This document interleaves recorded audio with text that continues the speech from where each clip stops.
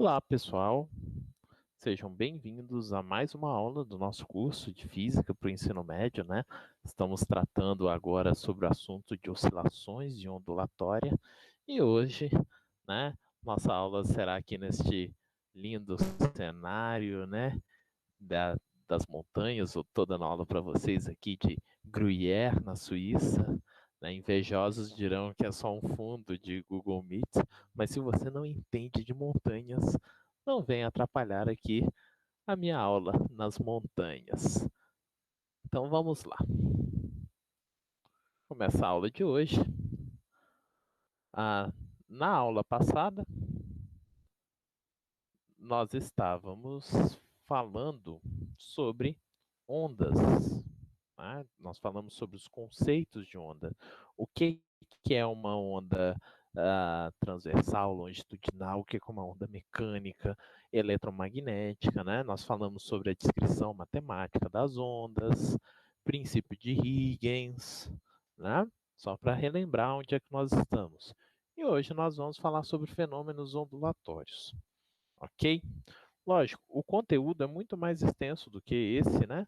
Mas para o ano é onde a gente vai conseguir chegar em fenômenos ondulatórios, né? Esse ano aí de 2020, ano letivo de 2020, né? Que foi afetado por conta dessa questão da pandemia. Mas vou tentar aqui passar para vocês todos os fenômenos ondulatórios, tá? E as suas aplicações, tanto na acústica, né, no som, como as suas aplicações nas ondas eletromagnéticas, na ótica, ok? Né? Então, meu nome é João Marcos Maciel, sou o professor João Marcos Maciel. Vamos lá. Quais são os conteúdos que nós vamos ver hoje? Nós vamos ver hoje o efeito Doppler, tá?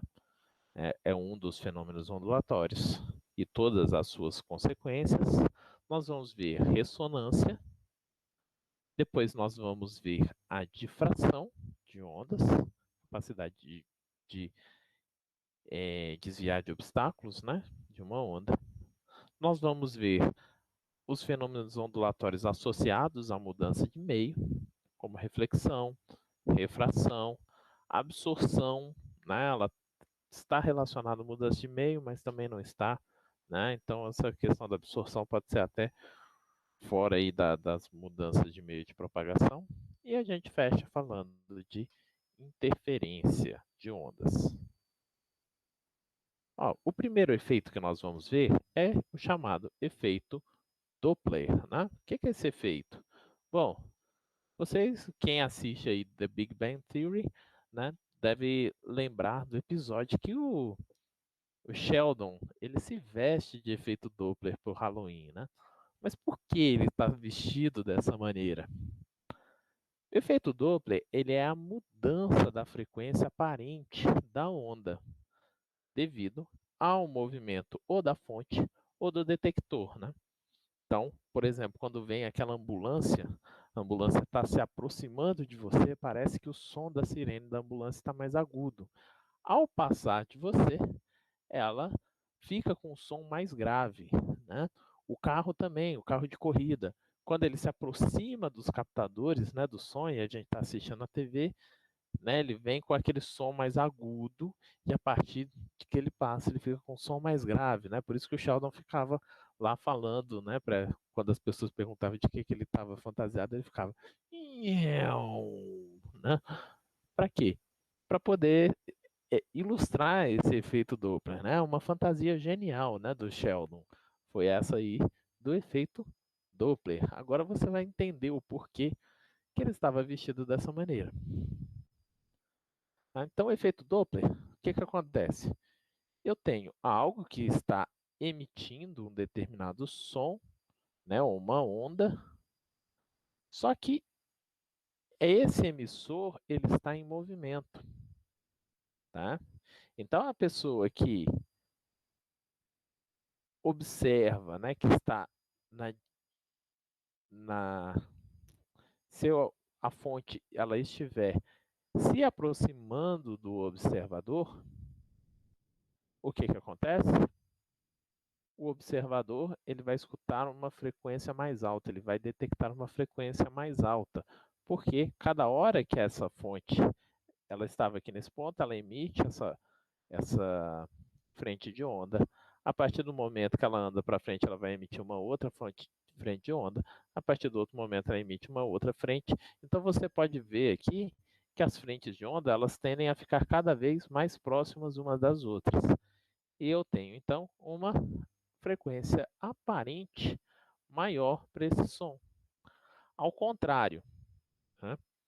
Se você está se o detector está em uma posição em que a fonte ela se afasta do detector, cada hora essas frentes de onda elas vão ficar mais espaçadas do que elas deveriam estar realmente. Então é detectada uma frequência menor,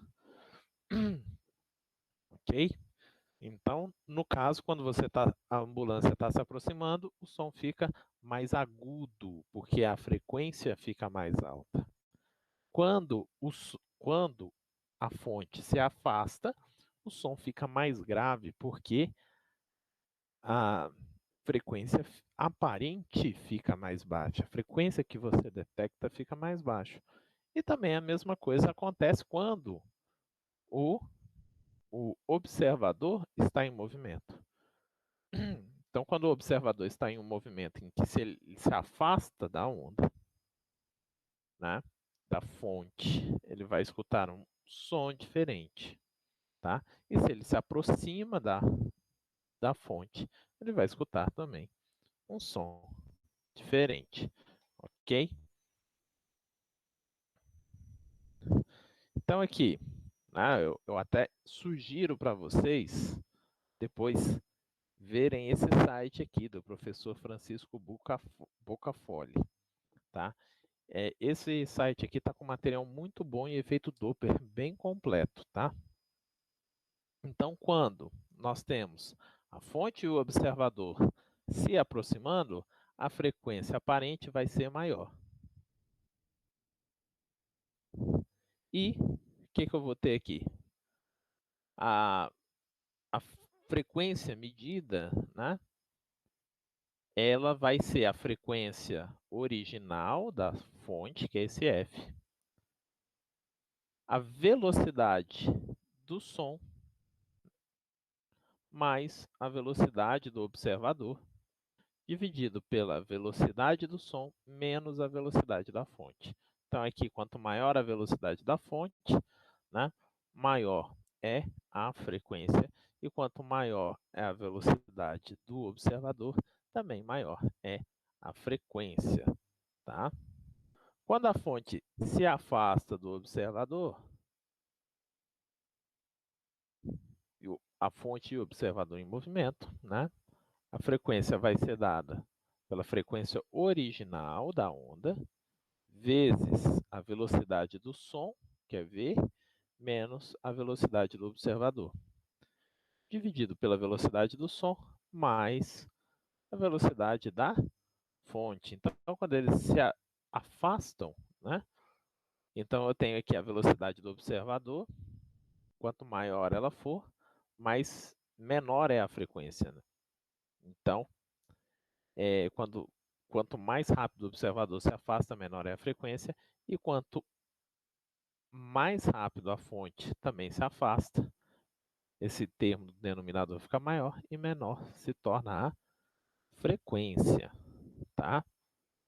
E aqui, com a fonte e o observador na mesma direção, né, e vai depender se eles estão, se a fonte está mais rápida do que o observador.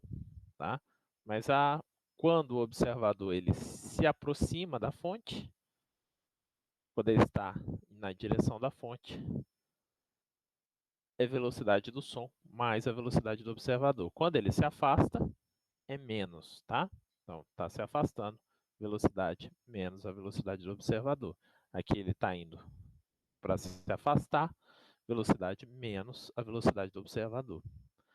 Quando a fonte se aproxima do observador, vai ser menos, tá? Então, ela está se aproximando aqui, também vai ser menos aqui no denominador. Só que quando a fonte se afasta, se torna mais, tá? Então a fórmula é a mesma. O que muda é só esse sinal aqui. Então a velocidade do observador sempre no numerador, tá? E a velocidade da fonte sempre no denominador. Pode notar aqui em todas essas fórmulas, que não dá tempo aqui de deduzir elas para vocês, tá?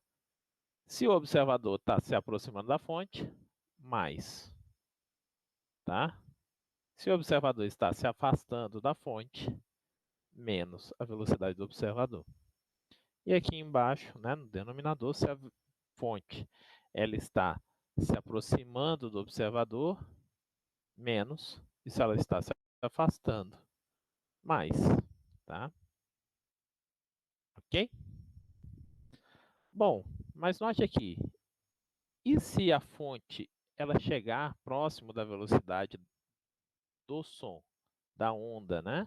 Da velocidade da fonte, se ela se tornar próxima da velocidade do som, o que eu vou ter aqui é que eu vou ter uma frequência aparente, né, dividido por zero, né? E eu não posso ter isso, não posso dividir nada por zero. E o que que acontece? Isso é o que nós vamos chamar aí de ondas de choque, tá? Quando a velocidade da fonte ela é maior do que a velocidade da onda, a gente tem a formação dessas outras frentes de onda aqui em V, tá? Quando ela se torna a mesma ou maior. Quando a velocidade da fonte se torna maior ou igual à velocidade da onda, você vai formar essas chamadas ondas de choque, tá? Que basicamente, né, quando você olha lá a lancha andando lá em Porto Rico, né, são as ondas que saem da lancha em forma de V, tá? Essas são as ondas de choque, porque a lancha se move muito mais rápido do que as ondas que ela está produzindo na água do rio, do lago, né? Ou do mar. Ok? E aí forma essas ondas em V, né? Que o pessoal usa para praticar wakeboard. São as chamadas ondas de choque. Também por conta disso, nós temos a barreira do som. Né? Agora imagina, né, que aqui eu estava falando de uma onda mecânica no rio, né? Forma essas ondas de choque. Mas e quando eu estou falando do som? O som é uma onda de pressão. Tá? Então, se eu tenho cada hora uma frente de onda colapsando, né, no mesmo ponto aqui, né, porque o avião está se movendo na mesma velocidade que todas as frentes de onda, que é a velocidade do som, o que, que vai acontecer? Uma hora essa pressão vai ser tão grande, né, que nós sabemos que um vapor, se você aumenta a pressão dele, ele condensa, né?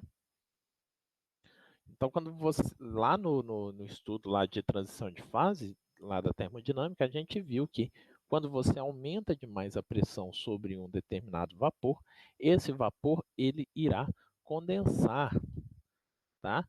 E ele condensa literalmente mesmo, né? O vapor ele vai para o estado líquido, né?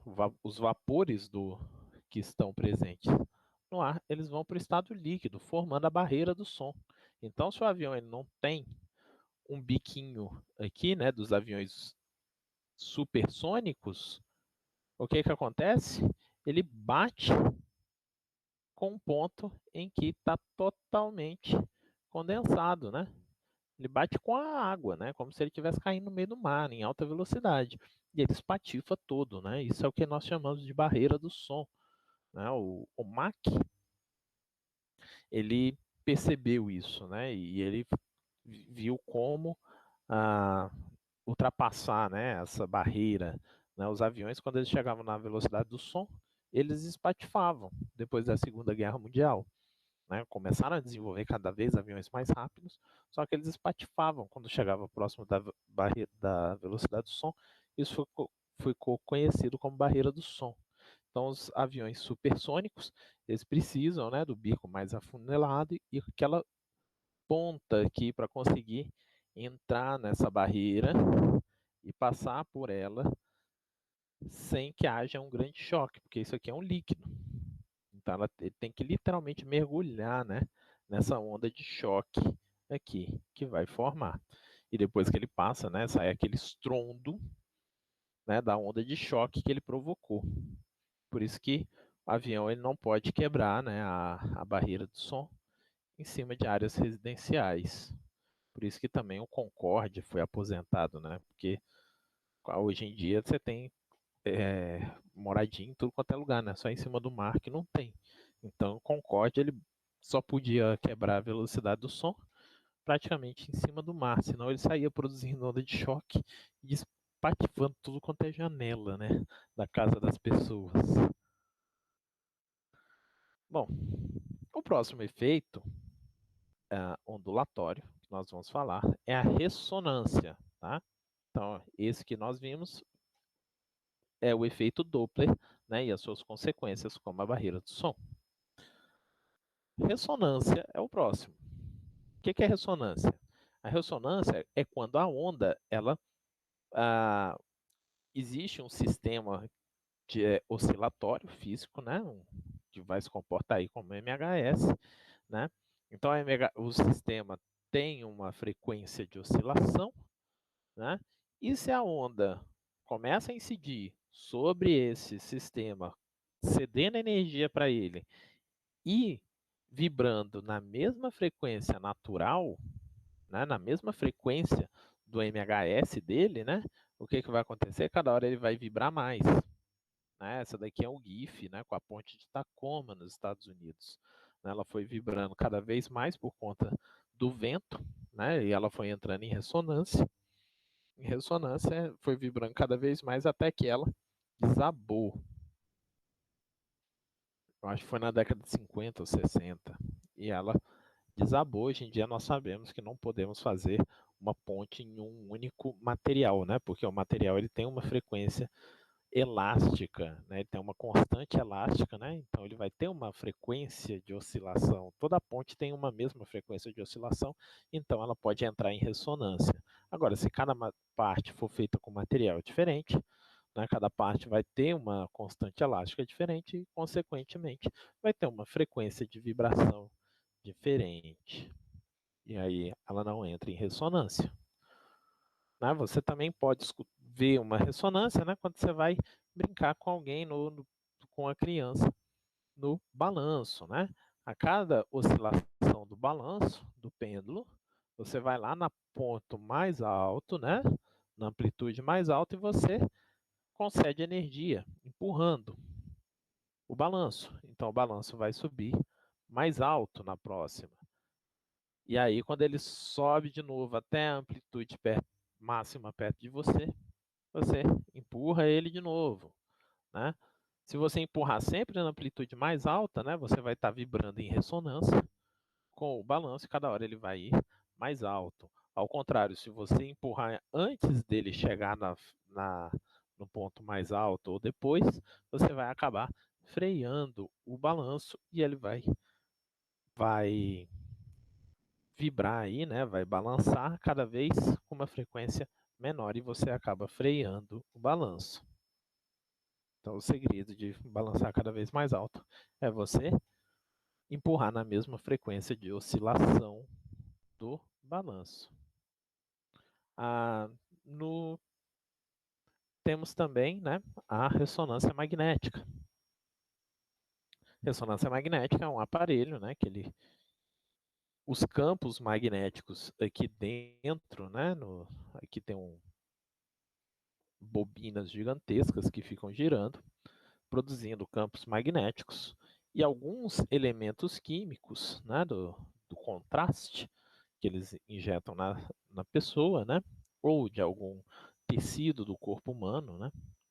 Às vezes precisa do contraste, às vezes não precisa, o próprio tecido ele vibra quando é excitado pelo campo magnético, então você coloca o campo magnético para vibrar na mesma frequência de oscilação ou das moléculas de contraste ou das moléculas do tecido, né? E aí elas vão produzir uma determinada radiação que você detecta e consegue montar a imagem, né, do, do órgão, né, que está dentro de você. Então você consegue ver o que está dentro de uma pessoa, né, e fazer diagnósticos de imagem, né, sem ter que abrir a pessoa, né, para ver ela por dentro, né, para ver o problema por dentro. Você consegue enxergar por dentro do corpo da pessoa sem ter que cortá-la.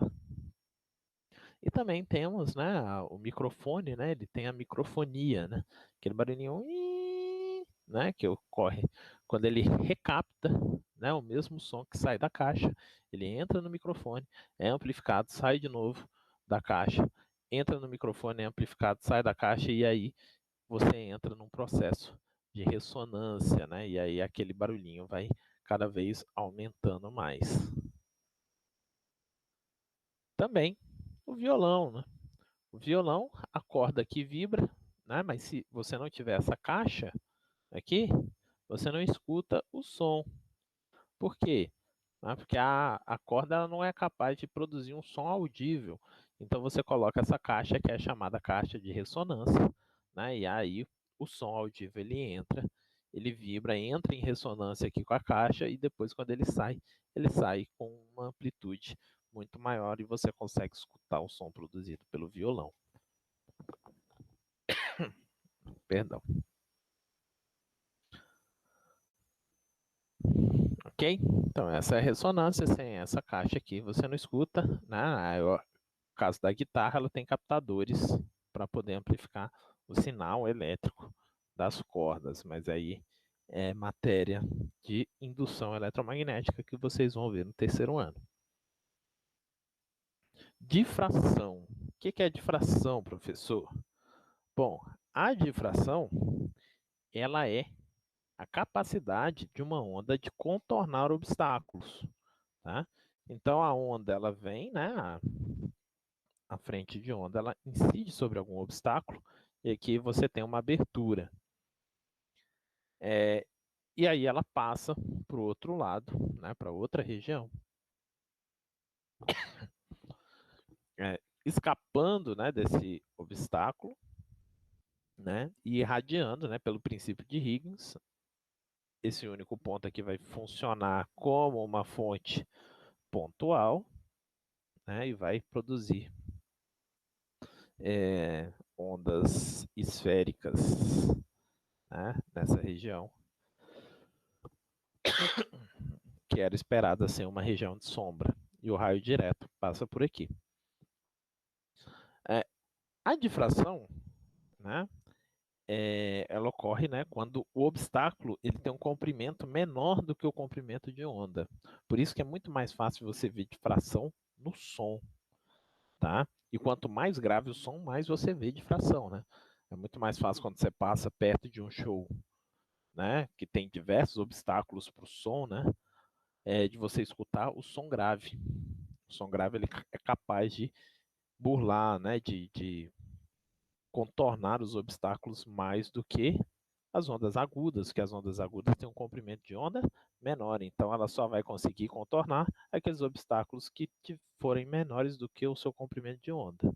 Já as ondas mais graves conseguem contornar objetos maiores. E por isso que também é mais difícil de ver na luz, porque a luz visível, os comprimentos de onda dela são pequenos, né? Nós temos aí o espectro de luz visível, o comprimento de onda do violeta no ar é de 400 nanômetros, enquanto que o comprimento de onda do vermelho ele chega aí a 750 nanômetros. Então ela só vai conseguir contornar objetos, né, nessa escala aqui de comprimento, né, nanométrica. Então são só, ela consegue escapar de células, né, de moléculas e etc, mas não consegue realmente escapar de um objeto realmente grande. Então é mais difícil você ver difração na luz. É mais fácil você ver no som, tá?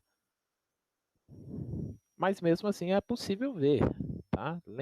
Quem que já não viu, né, umas bolinhas dessa flutuando no olho, né? Quando você olha para o céu. O que são isso? Isso são chamadas de moscas volantes, tá? Basicamente é você ver a difração, né? O padrão de difração da luz em células que estão flutuando na água do seu olho, né? Na água, entre aspas, né? No fluido do seu olho, né? No chamado humor aquoso do olho, né? O seu olho ele escola a célula, né? E a célula fica flutuando lá até ser eliminada. E aí você vê esses padrões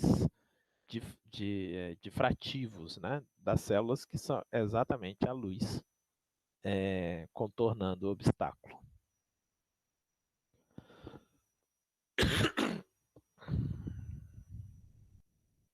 Mudança de meio, né?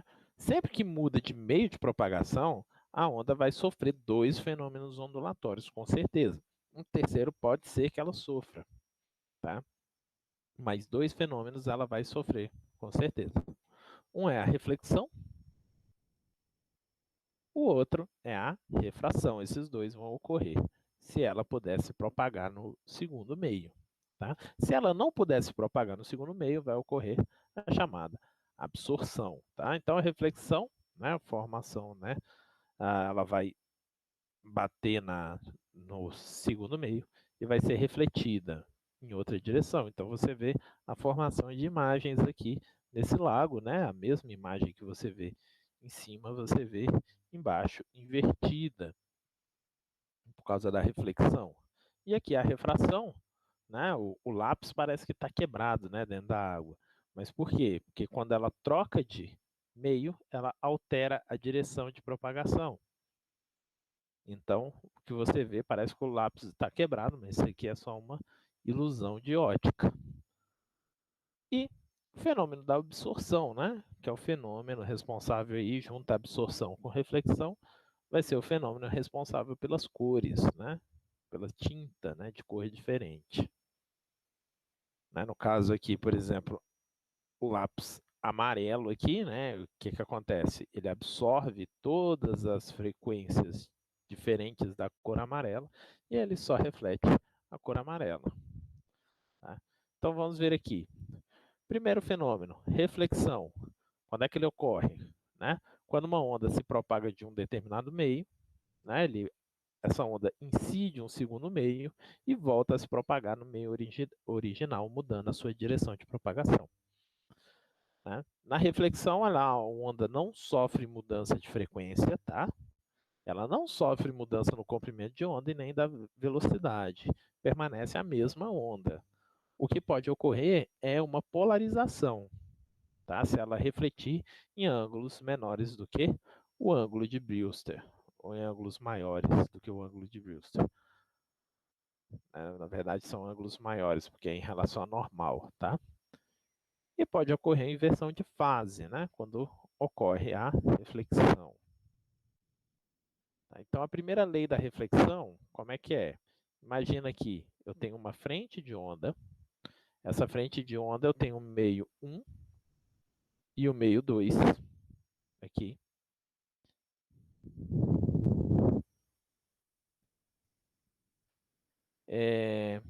Então, essa frente de onda aí de CA, né, que está em azul, achurado, né? Ela vai se mover em direção ao meio 2, aqui.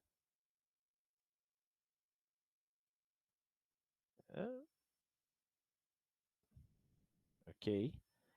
Então, aqui, de C para A, né? CA, isso aqui é uma frente de onda. Ela está se movendo em direção aqui do meio 1 para o meio 2, tá? Meio 1 e meio 2 separados aqui por uma linha preta. Então, ela vai se mover. O ponto A, ele já começa a ser refletido. Então, ele já vai se deslocar aqui na direção de A para D. Enquanto que os outros pontos vão precisar chegar.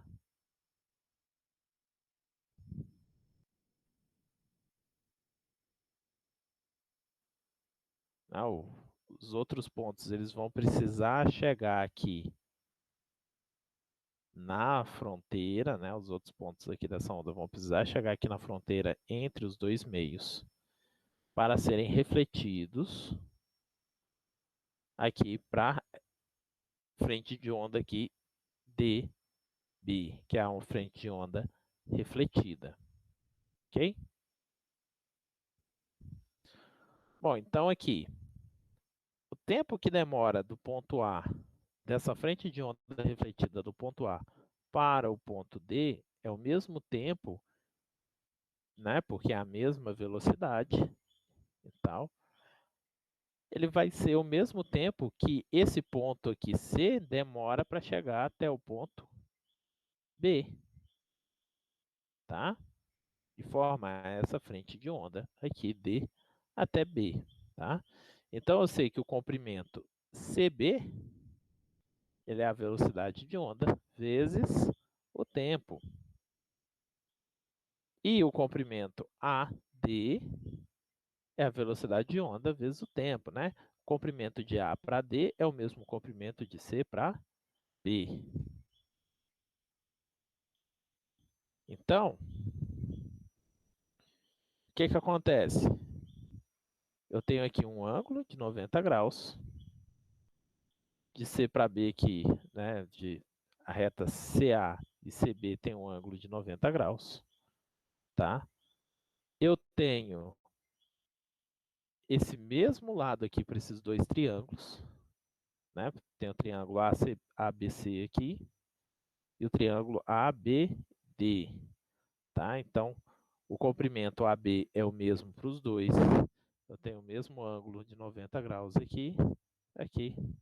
E eu tenho que esse comprimento de A para D é o mesmo comprimento de C para B. Ou seja, esses dois triângulos, ACB e ABD, eles são idênticos, tá?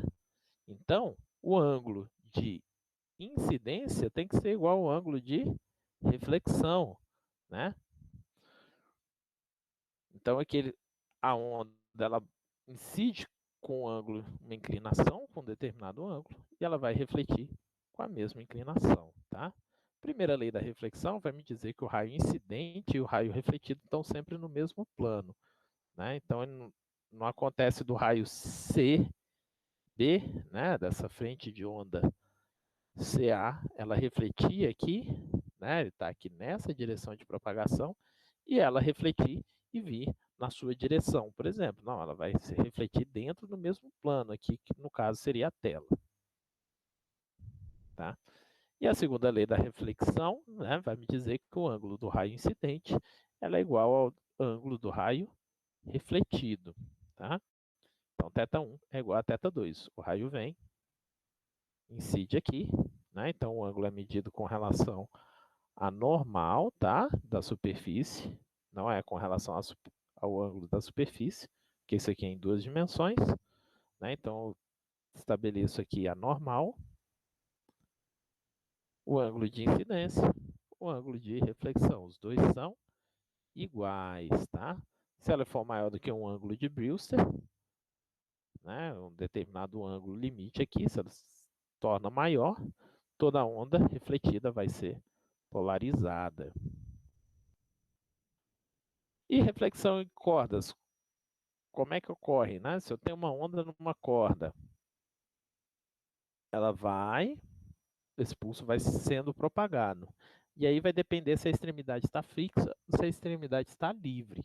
Se a extremidade estiver fixa, né, o pulso, quando chegar aqui na ponta que está fixa, ele vai exercer uma força para cima aqui, né? Enquanto que a parede vai, pela ação e reação, vai exercer uma força para baixa, contrária. Então, o que que acontece? Quando ele refletir, né, a parede é como se estivesse fazendo uma força contrária à força que ela está fazendo ao chegar. Então, o pulso ele inverte de fase, tá? Se o pulso está vindo com a fase para cima, a fase vai ir para baixo, se a extremidade estiver fixa.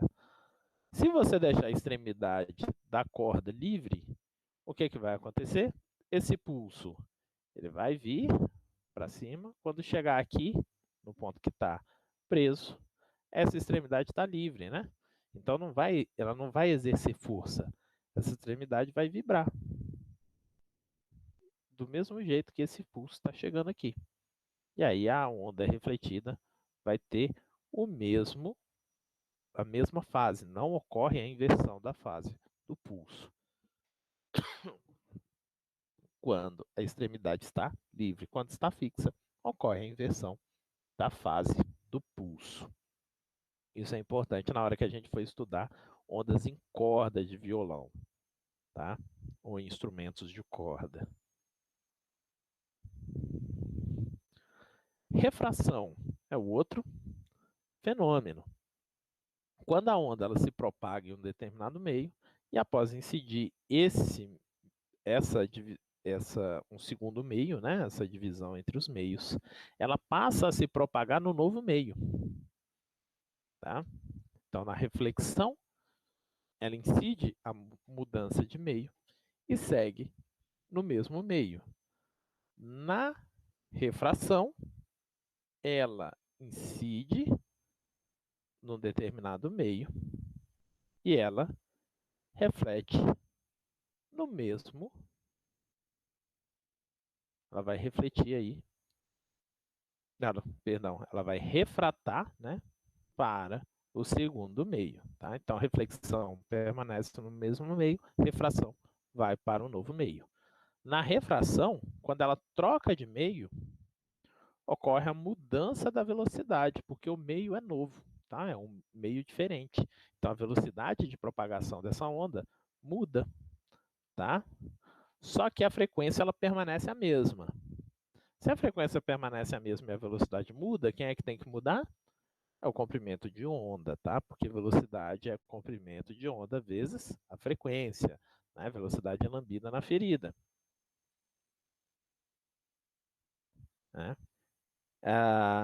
Por que a frequência permanece a mesma? Por causa da condição de fronteira, né?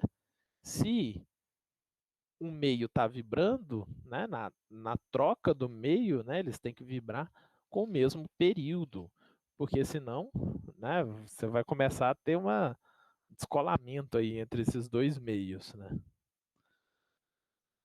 Então, por conta dessa condição da fronteira entre os dois meios, a frequência tem que ser a mesma. Então, também tem um ângulo limite, né, a partir da qual não ocorre a refração. Tá? Esse ângulo limite é chamado ângulo limite da reflexão total. A partir desse ângulo, nada refrata e tudo reflete. Tá? Então, como é que é a refração? A refração, quando ela troca de meio, né, ela vai mudar a direção de propagação dela. Mas por que ela muda? Porque a velocidade no meio 2 é diferente da velocidade no meio 1. Tá? Então, essa frente de onda aqui, AC, né, ela vai incidir a mudança de meio aqui. Então, ela tem uma angulação, θ1, aqui. Esse ponto A, ele vai passar a se propagar até o ponto D, com uma nova velocidade. E, até ele chegar no ponto D, é o tempo que demora para a frente de onda do ponto C chegar até o ponto B aqui, tá? Então, o tempo de A para D é o tempo de C para B, tá? Então, como o tempo ele é distância dividido pela velocidade, porque as velocidades são constantes dentro do mesmo meio, tá? Então, eu sei que o comprimento CB dividido pela velocidade V1, tá? Isso é o tempo que ele demora de C para B. E o tempo que ele demora de A para D é a distância AD dividido pela velocidade V2, né? Velocidade da onda no meio 2. Ok? Só que aqui eu tenho um triângulo retângulo, que forma um ângulo de 90 graus. Tem um triângulo retângulo. Esse comprimento CB, ele é a hipotenusa vezes o seno, porque ele é o cateto oposto a θ1. Então, ele é AB seno de θ1 dividido pela velocidade 1. E este comprimento AD também é o cateto oposto a θ2, que é essa outra inclinação aqui dessa frente de onda, tá? Então, esse comprimento AD, ele é a hipotenusa AB vezes o seno de θ2, dividido pela velocidade 2, aqui. As frequências permanecem inalteradas pelas condições aqui da troca de meio. Então, esse meio aqui ele tem que vibrar, né, com o mesmo período desse outro meio, né? Senão aqui na troca do meio aqui vai dar problema. Um meio vai vibrar mais rápido do que o outro. E aí você vai começar a ter um descolamento entre os meios. Então, os dois meios têm que vibrar com a mesma velocidade, né, com a mesma frequência. Então, quem vai alterar vai ser o comprimento de onda. Bom, mas voltando aqui. Então, esse daqui é o tempo de C para B, que é o mesmo tempo de A para D. Tá? Então, AB seno θ dividido por V1, isso aqui é igual a AB seno θ dividido por V2. Se eu igualar os dois, eu vou obter a chamada lei de Snell. Se esse é igual a esse, né? AB seno de θ1 dividido por V1 é igual a AB seno de θ2 dividido por V2. Você pode cortar esse AB, que tem dos dois lados, e a gente obtém a lei de Snell. Né? Seno de θ1 dividido pelo seno de θ2, isso aqui é igual a V1 dividido por V2. Tá? E θ1, se você notar, esse ângulo aqui, mais esse tem que dar 180, né? Só que esse daqui é um ângulo de 90. Então, é um triângulo retângulo. Esse ângulo mais esse tem que dar 90 graus. Só que isso aqui é normal. Esse mais esse tem que dar 90 graus. Então, esse ângulo tem que ser igual a esse. E a mesma coisa aqui para esse. É igual a esse. Então, eu posso dizer que o ângulo θ1 e o ângulo θ2 são os ângulos de incidência da onda. Tá? E é medido com relação à normal aqui. Ok? Então, tem a lei de Snell e os ângulos de incidência. Né? Aqui eu vou ter um ângulo de reflexão e o ângulo é igual. E aqui eu tenho um ângulo de refração, que é esse daqui, que é diferente. E é dado pela lei de Snell. Nota, se as velocidades forem iguais dos dois meios, não tem alteração, porque os dois senos vão ser iguais também, né? Se as duas velocidades são iguais, os dois senos têm que ser iguais. Eu não tenho nenhuma alteração de movimento. Então, não vejo a refração. Então, o índice de refração, ele é a razão entre as velocidades de cada um dos meios. Tá? Então, o índice de refração, ele é a relação entre a velocidade da onda no vácuo ou no ar, né, no caso do som, dividido pela velocidade do meio. Tá? E aqui nós temos o índice de refração para o ar é 1, o índice de refração para a água é 1,33, o índice de refração do gelo é 1,31, o índice de refração do álcool é 1,36, do óleo 1,46, né? Até que chega aqui no maior, que é o do diamante, 2,42. Se eu uso o índice de refração, a lei de Snell fica de outra maneira. O índice de refração do meio 1 vezes o seno de θ1 é igual ao índice de refração do meio 2 vezes o seno de θ2. Nota que do ar para o vácuo, né, é praticamente a mesma coisa. Né? O índice de refração do vácuo é 1, do ar é 1,0003. Então, praticamente, é 1, né? Então, praticamente, a velocidade de propagação das ondas no vácuo é praticamente a mesma do ar. Muda muito pouco. Reflexão total, quando é que ocorre? Quando não há raio refratado, tá? Toda onda vai ser refletida. Então, isso ocorre quando o ângulo de refração ele é um ângulo de 90 graus. Então, aqui ele incide com o ângulo θ1 e ele refrata com o ângulo de 90 graus. Tá? Então, meu θ2 é 90 graus. Eu sei que o seno de 90 graus é 1. Tá? Então, se eu aplico isso na lei de Snell, né, N1 seno de θ1 vezes N2 vezes seno de θ2, que é 1. Né? Então, quando é que ocorre a reflexão total? Ocorre quando o seno do ângulo de incidência ele é igual a razão entre os índices de refração, do meio 2 dividido pelo do meio refratado dividido pelo meio incidente. Ok? E isso é o princípio da utilização em fibra ótica, né? Você prende toda a luz dentro da fibra ótica. Né? Note aqui que para que o seno ele é um valor entre 0 e 1. Então, para que tenha reflexão total, é necessário que N1 seja maior do que N2. Tá? Isso é uma das condições para que tenha reflexão total.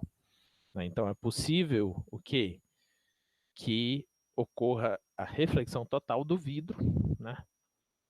Você pode aprisionar a onda dentro do vidro, se ela estiver imersa no ar. Né? Que é o que ocorre na fibra ótica, né? Uma fibra de vidro.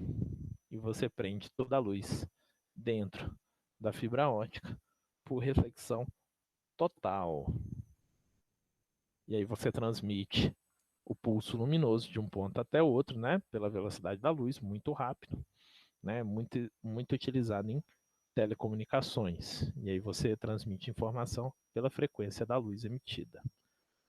Outra aplicação disso, né, prospecção de petróleo e ultrassonografia. Tá? Na prospecção de petróleo, né, você coloca uma fonte de onda, as ondas elas vão passar aqui pelas camadas, né, do solo, e uma parte vai refratar e a outra vai refletir. Aí depois vai para outra camada, uma parte reflete e a outra refrata. Reflete e refrata. E aqui você coloca os detectores das ondas. Tá? E aí, pelo tempo de detecção de cada onda e a amplitude de cada onda, você consegue determinar o tamanho de cada uma das camadas, de que ela é feita, tá?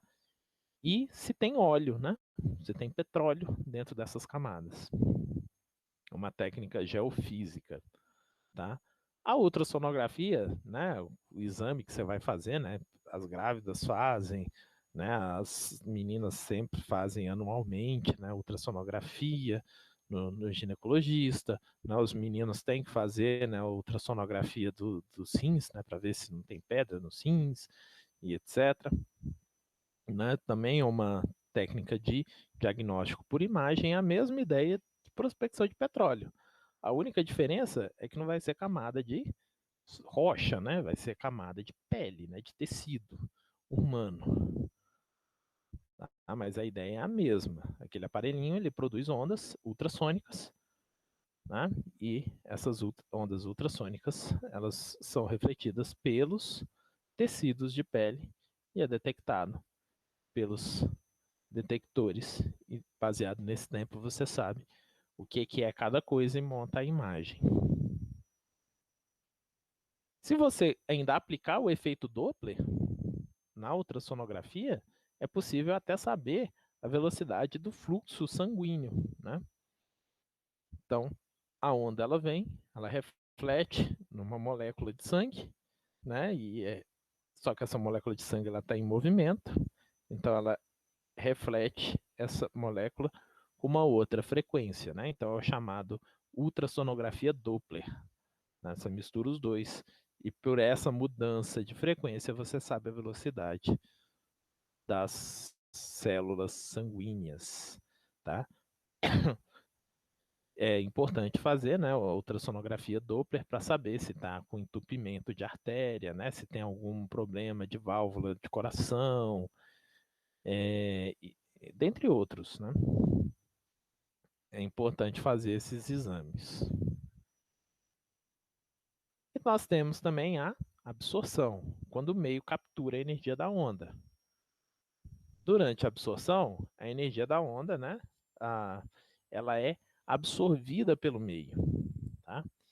Então, no caso de ondas mecânicas, a energia da onda ela é proporcional à amplitude da onda. Então, a absorção vai fazer o quê? Que a amplitude diminua, tá? Então, como aqui no desenho tá, né? Ela vai diminuindo. E vai diminuindo também o alcance. E essa absorção ela ocorre gradativamente. Cada vez mais ela vai diminuindo a amplitude. Tá? Então, por exemplo, em estúdios colocam paredes acolchoadas, para que esse colchão ela absorva, né, a energia da onda sonora e você consiga blindar o som de não escapar de dentro do estúdio. E nem de refletir na parede, né, que aí também vai dar o problema da reflexão do som. E as ondas eletromagnéticas já são diferentes, porque a energia da onda ela é proporcional com a frequência e não com a amplitude. Né? Então a absorção ela aniquila a onda por completo. Tá? Não vai diminuindo a amplitude da onda de pouquinho em pouquinho, ela simplesmente aniquila a onda, né? E trunca o alcance da onda. Absorveu, a onda deixa de existir. Tá? Então a absorção, quando ela ocorre total. Ela vem de um meio, o meio 2 absorveu, não tem mais a propagação, ela some. Ela não fica mais fraca. Tá? Então, as cores é uma mistura de reflexão com absorção. Tá? Então, a cor dos objetos, elas se referem às frequências de luz que elas emitem, né, no caso das luzes, ou que elas refletem, né, no caso das tintas. Então, por exemplo, o sódio, né, se você esquenta o sódio, ele vai produzir aqui, né, ondas na frequência do azul, né, do amarelo, do laranja e do verde. Né? Já o mercúrio vai produzir uma gama muito maior de frequência. Por isso que a luz do mercúrio, né, as lâmpadas de mercúrio são muito utilizadas e elas são brancas. Né? As lâmpadas frias de mercúrio, né, com gás de mercúrio, elas produzem diversas frequências, né? Violeta, azul, ciano, verde, amarelo, laranja e vermelho. Né? E quando junta todo mundo fica branco, né? Porque é a união de todas as cores dá o branco. Né? Já a onda de uma luz de sódio é uma luz mais amarelada, porque ela produz frequência do amarelo e do verde. Ok? E as tintas, né, as cores dos objetos, né, quando o objeto ele reflete a luz, né, ele reflete uma determinada frequência, só que ela absorve as outras frequências. Então, quando o objeto é vermelho, igual a maçã, significa que ele reflete a onda vermelha e ele absorve as outras. Se o objeto ele for preto, o que é que acontece? Ele absorve todas as frequências. Então, ele não reflete nenhuma frequência. Então, ele absorve todo mundo, é preto. E se ele reflete todas as frequências, azul, verde, vermelho, né? O objeto ele é branco.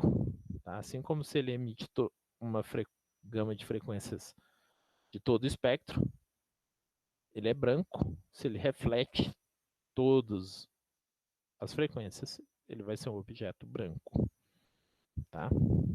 Então a cor é uma mistura aí de reflexão e absorção.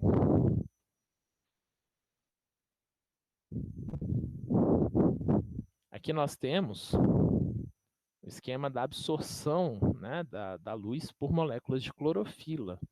Né? A clorofila é verde. Por quê? Porque ela não absorve a cor verde. tá? É o contrário, ela não absorve a cor verde, ela reflete a cor verde e ela absorve as outras cores. Então aqui nós temos aqui diversas curvas de absorção, né, para diversos tipos de clorofila. Clorofila A, B, D, F, a bioclorofila A, tá? Então a clorofila, algumas têm uma capacidade de absorver ondas ultravioletas, outras já não têm essa capacidade de absorver, mas absorvem principalmente as ondas violetas e azul do Sol, né? Aqui nós temos o espectro de emissão da luz do Sol e aqui de absorção da clorofila. Então aqui é uma fonte de luz, está sendo emitida. Então ele tem uma resposta maior aqui, né? Algumas no ultravioleta, porque é uma frequência de menor emissão, né? Aqui nós temos já o violeta e o azul.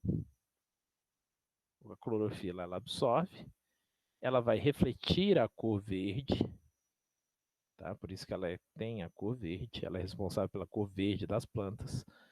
Algumas vão absorver um pouquinho da cor amarela, mas não muito, né? A maioria vai refletir também a cor amarela.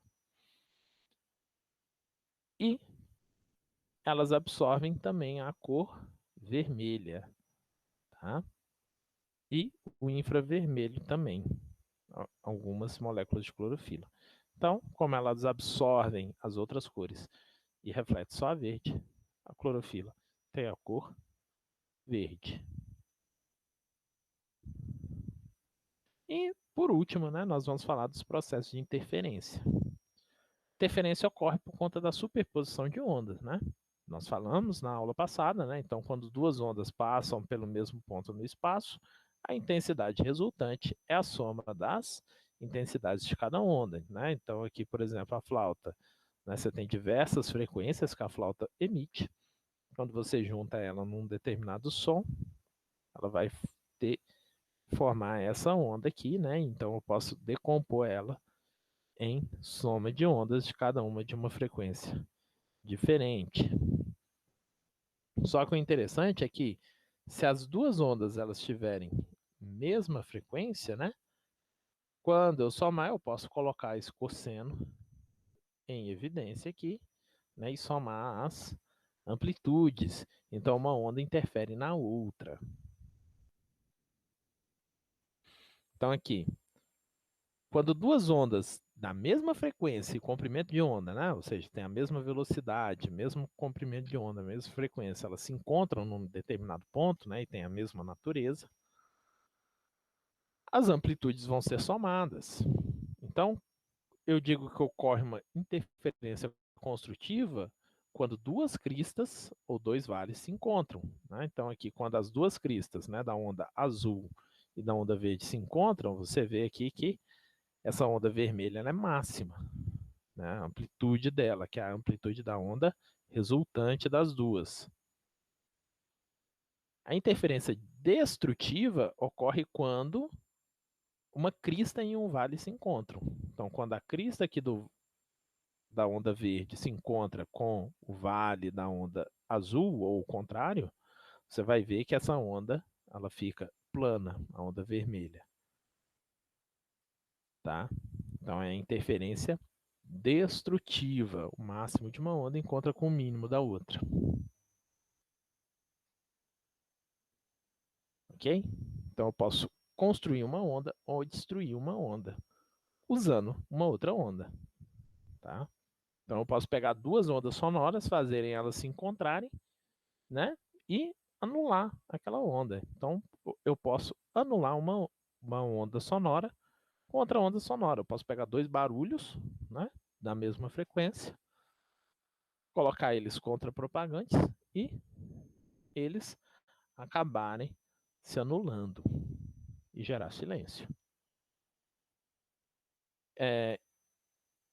O fenômeno da iridescência também é decorrente de interferência, né? No caso aqui, interferência em filmes finos. Né? Aqui nós temos 4 exemplos de iridescência.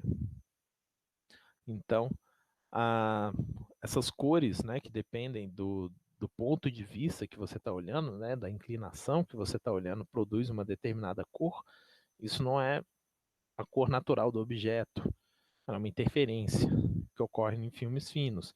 Isso é o que nós chamamos de iridescência. Então, as cores que aparecem numa bola de sabão, né, as cores de besouros, né, que tem essas cores vivas que dependem da inclinação que você está olhando para elas, as cores que aparecem nos CDs, né, e as cores aqui do cristal de bismuto, né? O cristal de bismuto, se você deixa ele em contato com ar, ele oxida e forma um filme fino em volta do cristal. E esse filme é transparente, tá? Essa oxidação é transparente e produz esse fenômeno de iridescência, né? Basicamente é o que?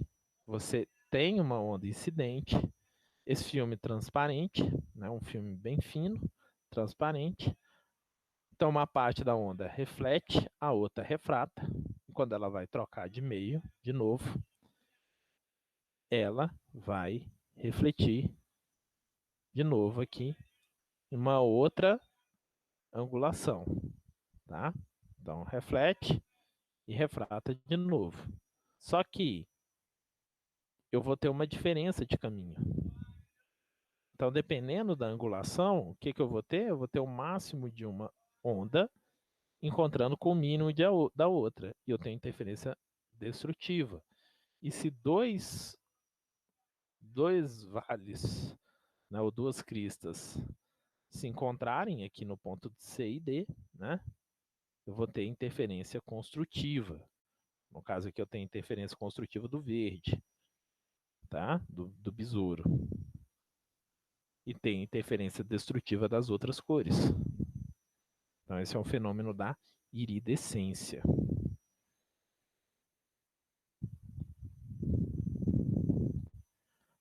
Para finalizar, né, as ondas estacionárias, né, são frutos de interferência.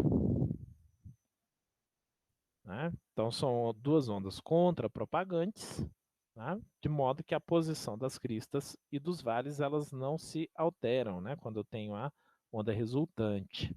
Então, aqui eu tenho a onda verde indo da esquerda para a direita, a onda azul da direita para a esquerda, e a onda vermelha, né, a onda resultante das duas, ela é estacionária, ela não se propaga. Né? Os pontos, as cristas e os vales estão sempre na mesma posição. Quando é que isso ocorre? Né? Interferência de duas ondas, né? Quando você tem cordas presas em dois pontos, né? Essa onda, esse pulso, ele vai ser refletido e quando ele reflete de volta, ele encontra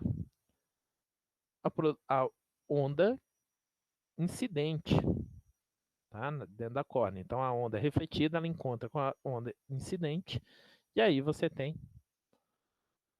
essa mesma coisa, né? Então tenho aqui uma onda verde, né?